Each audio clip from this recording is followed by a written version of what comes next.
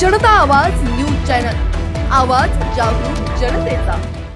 आज गुरुपौर्णिमेच्या निमित्ताने, गुरुपौर्णिमाच नाही पण गुरुवार देखील आहे आणि म्हणून असा योग फार कमी कालावधीमध्ये पाहायला मिळतो आणि म्हणून आज साईबाबांचा आशीर्वाद आणि त्यांचा दर्शन आम्हाला घेता आलं।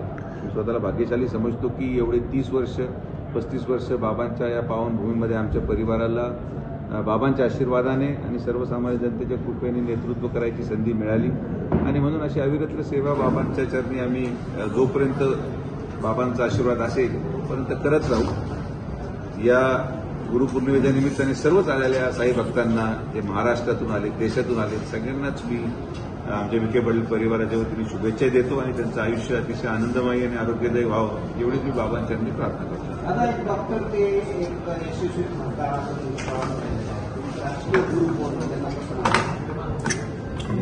डॉक्टर ते यशस्वी खासदार म्हणता येणार नाही, कारण की मी माझी झाला नसतो जर यशस्वी असतो। यशस्वी राजकारणी म्हणू शकतात, पण गुरु माझे हे कैलासवासी बाळासाहेब विखे पाटीलच राहिले कायम। आणि आजचे जे ज्याला म्हणतो नवयुगाचे गुरु हे आमचे माननीय मुख्यमंत्री देवेंद्र फडणवीस साहेब आहेत की ज्यांच्या नेतृत्वाखाली आम्ही काम करतोय आणि आम्ही यापुढे देखील त्यांच्याकडूनच बऱ्याचशा गोष्टी शिकायला आम्हाला मिळत राहतील आणि महाराष्ट्राच्या विकासासाठी आम्ही काम करतो। आता तुमचं शिर्डीमध्ये सध्या लक्ष आहे, तुम्ही सर्वसामान्यांचे प्रश्न सोडवत आहात, मात्र साई संस्थांचे कर्मचारी अनेक नागरिकांनी एका शेअर मार्केटमध्ये त्या ग्रोमोरमध्ये पैसे बुडवले आणि तो घोटाळा आता समोर होतो। जवळपास 300 ते 400 कोटी फसवणूक कर्मचाऱ्यांची करण्यात आली आहे, याकडे त्यांचं नाही। हे जे काही ग्रोमरचा फ्रॉड आहे हे मी तुम्हाला मुद्दामून सांगतो की उघडीच आणण्यामध्ये मीच कारणीभूत झालो। माझ्या जेव्हा कानावर आलं तेव्हा आम्ही आमच्या सहकाऱ्यांच्या मदतीने व्हॉट्सअपवर पहिलं फिरवायला सुरू केलं की हे बंद केलं पाहिजे आणि लोक सावध केले। त्यामुळे ही रक्कम साधारण 350 कोटीपर्यंत आली। जवळपास 1100 इन्व्हेस्टर्स आहेत, त्यामध्ये माझ्या मते 70% संस्थांचे कर्मचारी आहेत आणि 30% शिर्डीचे ग्रामस्थ अशी माझी माहिती आहे। ती यादी आम्हाला आम्ही जेव्हा ते आता आरोपी पकडण्यात आलेला आहे, जो मुख्य आरोपी जो नंदुरबारला पकडलेला आहे त्याच्यातून ती यादी मिळेल।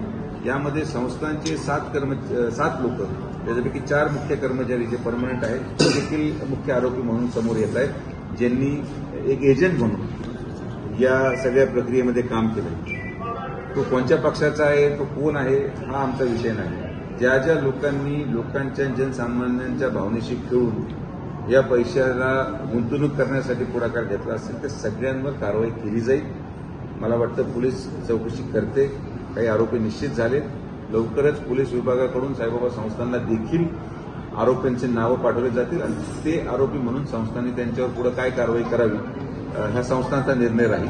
पण मी परत सांगेन की यामध्ये जे नावं मी पाहिले, माझ्याकडे काही तुर्तास व्हॉट्सअपवर काही नावं फिरतायत ते मी पाहिले, तर त्यापैकी बरेचसे लोक माझ्या संपर्कातले आहेत। काही लोक माझे कार्यकर्ते म्हणून पण काम करतात, काही लोक माझ्या नगरसेवकाचे कार्यकर्ते म्हणून काम करतात आणि म्हणून भविष्य कालावधीमध्ये हा आरोप प्रत्यारोप होऊ नये म्हणून मी स्पष्ट सांगतो की जो कोणी याच्यामध्ये सहभागी होता, जो कोणी संस्थांचा कर्मचारी सहभागी होता त्याच्यावर संस्थान कारवाई करेल।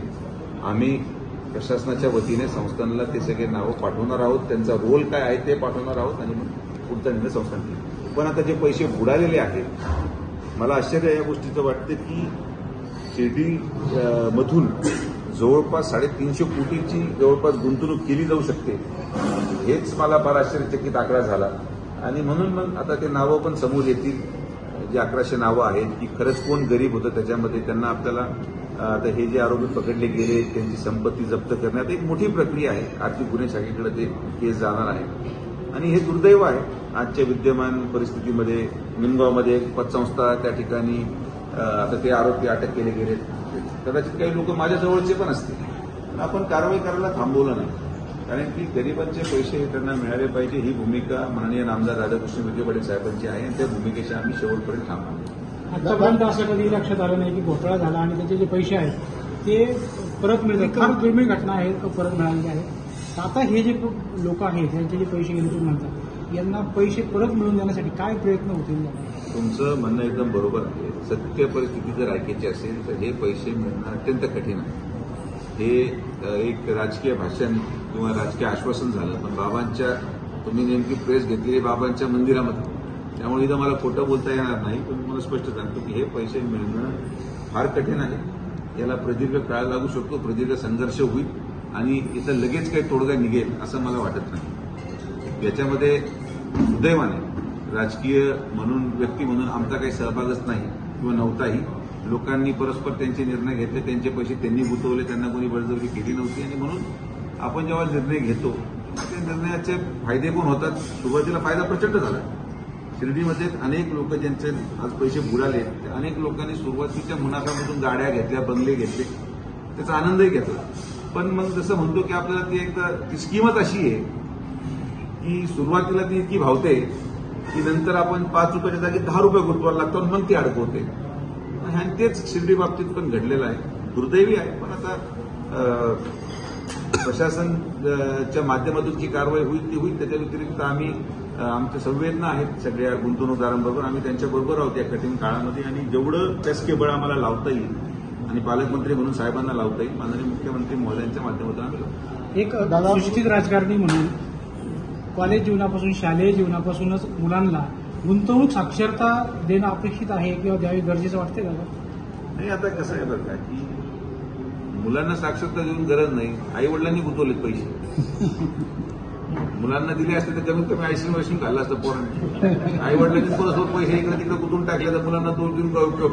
मुलांना शिकवत बसाल आणि आई वडील पैसे गुंतवत बसतील तर शिकवण्याचा उपयोग होणार नाही असं माझं मत आहे. पण हा विषय, एक गोष्ट मी आवर्जून सांगतो आणि ते बाबांची शिकवण पण आहे आणि आपण सगळे की जो मार्ग सोपा रस्ता आहे पैसा कमवण्याचा तो मार्ग चुकीचाच असतो हे सगळ्यांना माहिती. हे जग जाहीर अनेक वर्षापासूनचं मन आहे, हे काय आज झालेली तयार नाहीये. त्यामुळे जर मला आज अचानक जो पैसा कधी येत नव्हता, म्हणजे मी बाबांच्या सेवेत कर्मचारी म्हणून काम करतोय, मला महिन्याला 25-30 हजार रुपये येतात, त्याचं माझं घर चालतंय, अचानक मला 1-1 लाख रुपये यायला लागला तर ही गोष्ट समजून घ्यायची की आपण चुकीच्या मार्गावर आहोत आणि हे सगळ्यांनाच लागू होतं. तर चुकीच्या मार्गाने आपण जर गेलो तर दुर्दैवाने त्याचे परिणाम पण वाईट होतात. तर आज काय प्रशिक्षण तुमचं म्हणणं असेल तर आपण गाडीच्या साहेबांना विनंती करून त्या साईबाबा संस्थांच्या शाळेमध्ये गुंतवणुकीचं प्रशिक्षण त्यांना देऊ आणि पाहू भविष्यामध्ये काय ते गुंतवणूक करतील तर ठरवू. दादा, या कर्मचाऱ्यांनी पैसे गुंतवणूक केली, 30-40 लाख रुपये अशी गुंतवणूक केलेली आहे. खासगी सावकारांनी अशी गुंतवणूक काही सगळ्या शेतकऱ्यांना आता आत्महत्या करणं शेतकऱ्यांनी असं देखील बघत आहे. ते आता मी ते म्हणतो की दुर्दैवी बाब आहे. मी त्यांच्या माझ्या संवेदना असू शकतात, त्याच्या पलीकडे मी आज आणि हा महत्वाचा मुद्दा मांडला की हे सगळे जबाबाला बोलवले जाणार आहेत आणि याच्यामधून ज्यांनी सावकारी जी करतात शिर्डीमध्ये त्यांना पण अटक केली जाणार आहे. कोणीही सावकार, हा कायदाच गैर आहे, त्या कायद्यामध्येच आपण त्यामध्ये अटक ही नियमावली केलेली आणि मी पोलीस प्रशासनाला विनंती केली की ज्या ज्या लोकांनी सावकारांकडून पैसे घेतलेले आहेत त्या सावकारांना देखील कारवाई करून त्यांना सावकारांना देखील आपण अटक करायचा निर्णय घेतलेला आहे. तर तुम्हाला मला वाटतं की 1 आठवड्याभरात किंवा 10 दिवसामध्ये आपल्याला कारवाई होताना जलद गतीने दिसेल. आमचा प्रयत्न आहे की कारण की काही लिंक फार मोठी आहे. हा फक्त संस्थान आणि नंदुरबारपुरतं मर्यादित नाहीये. यांनी याच्या भरोश्यावर दिलं, त्यांनी त्याच्या भरोश्यावर दिलं, असे 10 लोक आहेत. 10वा माणूस जो आहे तो मुंबईला बसलाय. 10व्या माणसापर्यंत शिर्डीपर्यंत 10 लोक होते ज्यांनी एकामेकाच्या भरोसा ठेवून 10वा माणूस पैसे गुंतवणूक करून तो झाला गायब. आता ती साखळी ट्रॅक करायला प्रचंड वेळ लागेल. जनता आवाज न्यूज चॅनल, आवाज जागरूक जनतेचा.